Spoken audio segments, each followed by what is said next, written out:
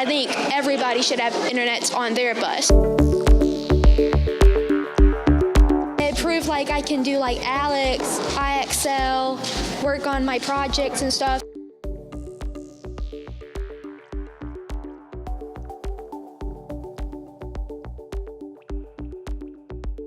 Some students have a really long ride to and from school, so having that opportunity to have someone who's pouring into you on your bus ride, you're really changing the scope and nature of students' mindset around their academic experience by adding that to their ride home.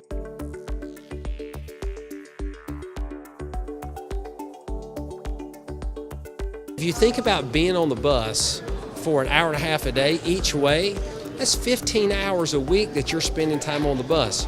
If you were able to get 15 hours of your time back, that is a huge plus for our students, is a huge plus for our families.